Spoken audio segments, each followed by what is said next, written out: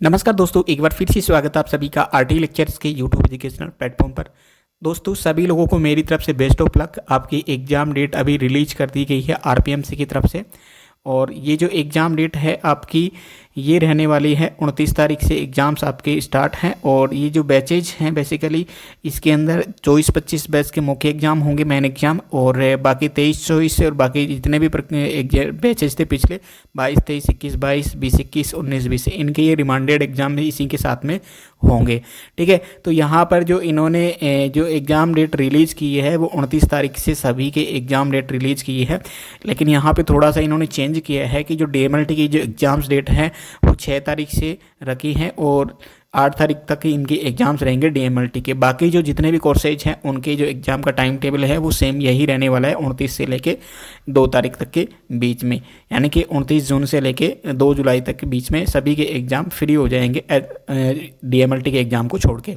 ठीक है, तो इन्होंने क्या है, देखिए सबसे बड़ी खामी तो आरपीएमसी की ये है कि ये एग्ज़ाम जब करवाता है तो चारों सब्जेक्ट के एक दिन का भी टाइम नहीं देता बीच के अंदर, ये कंटिन्यू एग्ज़ाम करवाता है as compare to RUHS. RUHS में क्या होता है कि जो भी सब्जेक्ट है उसके छुट्टी बीच के अंदर एक छुट्टी मिलती है ताकि आप उस सब्जेक्ट को प्रिपेयर कर सको।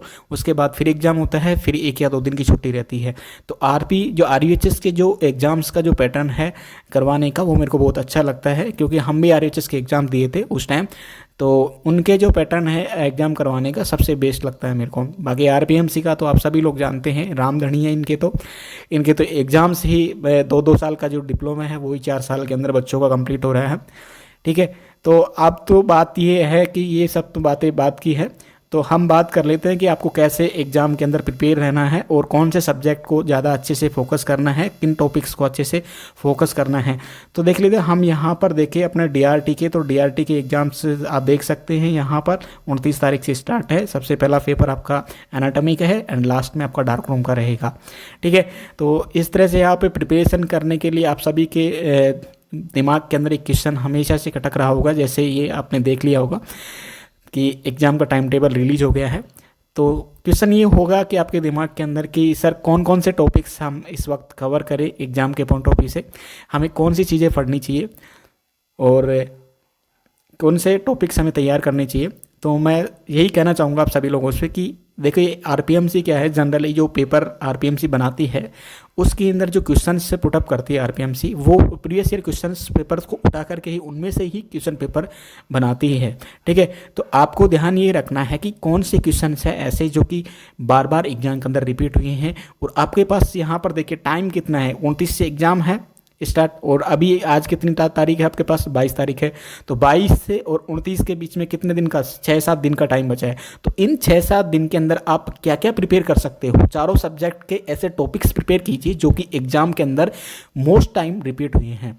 मैंने इसके वीडियो भी बना रखे हर सब्जेक्ट के ऊपर कि प्रत्येक सब्जेक्ट से कौन कौन से क्वेश्चन थे ऐसे लॉन्ग क्वेश्चन से, medium question and short question जो कि बार बार रिपीट हुए हैं।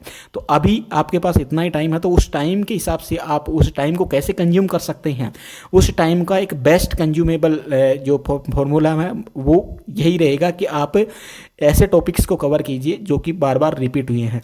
ठीक है, वैसे मैं चैनल के ऊपर ऐसे ही टॉपिक्स मैं अपलोड कर रहा हूँ अभी रिसेंटली कि जो एग्जाम के अंदर बार बार रिपीट हुई है, जिनकी फ्रीक्वेंसी ज़्यादा रही है एग्जाम के अंदर पूछने की, या प्रीवियस ईयर क्वेश्चन से प्रीवियस ईयर पेपर्स के अंदर ज़्यादा वो फ्रिक्वेंटली पूछे गए हैं। ठीक है, तो मैं आपसे यही कहना चाहूँगा कि अभी जो भी टॉपिक आपको हार्ड लगता है उसके ऊपर मेरे को कमेंट कीजिए, बताइए मेरे को कि कौन सा टॉपिक आपको हार्ड लगता है, किस टॉपिक को आपको समझने में दिक्कत रहती है। तो मैं ईजी वे के अंदर हिंदी प्लस इंग्लिश दोनों के अंदर आपको समझाऊंगा। और ये जो मैं नोट्स बना करके आपको समझाता हूँ, ये नोट्स आपके इसके अंदर सारे जो टेक्निकल टर्म है वो इंग्लिश के ही है, बाकी सब इसके अंदर है, हा, ही जो भी है वो हिंदी के ही मिलेंगे आपको। बाकी सारे जो टेक्निकल टर्म है वो सारे के सारे इंग्लिश के हैं। तो ऐसा लिखते हो तो एग्जाम के अंदर कोई आपका एग्जामिनर नंबर नहीं काटेगा, मैं ये कहता हूँ। ठीक है, और दूसरी बात ये रही कि आपको लिखने का पैटर्न, आपको जैसे कि कॉपी के अंदर इस तरह से लाइनें होती है, ठीक है, या तो आप ऊपर की तरफ ही लिखिए जो भी इंग्लिश एंड हिंदी के वर्ड्स है, या फिर नीचे की तरफ ही लिखिए ऐसे। ठीक ठीक है। तो इस बात का आपको ध्यान रखना है कि शब्दों का जो पैटर्न है एक लाइन के अंदर होना चाहिए, ठीक है। अगर दोनों ऊपर नीचे लिखते हो, जैसे हिंदी के वर्ड्स ऊपर लिख रहे हो और नीचे आप इंग्लिश के वर्ड लिख रहे हो, तो वो क्या है ऊपर नीचे हो जाता है, तो उसके समझने में थोड़ा सा दिक्कत करता है एग्जामिनर के जो कॉपी चेक करता हुआ उसके। तो बात ये है कि यहाँ पर लिखने का पैटर्न इस तरह से लिखो कि आप कि एक लाइन के अंदर हो सारे के सारे वर्ड्स हिंदी या इंग्लिश हो, दोनों के हो, ठीक है। तो ये था आपको लिखने का पैटर्न का तरीका। तो अब कैसे तैयारी स्टार्ट करनी है मैंने आपको बता दिया है। और कोई भी टॉपिक के अंदर आपको दिक्कत है तो आप मुझे कमेंट करके बता सकते हैं। तो आप सभी को मेरी तरफ से बेस्ट ऑफ लक एग्ज़ाम के लिए, आपका पेपर अच्छा हो, मैं ईश्वर से यही कामना करता हूँ। और कोई भी टॉपिक है मुझे बता दीजिए। अभी के लिए इतना ही है, आपसे मिलते हैं नेक्स्ट वीडियो में एक और नए टॉपिक के साथ में जो कि रिपीट हुआ है एग्ज़ाम के अंदर। चलिए दोस्तों, अभी के लिए आप सभी को धन्यवाद।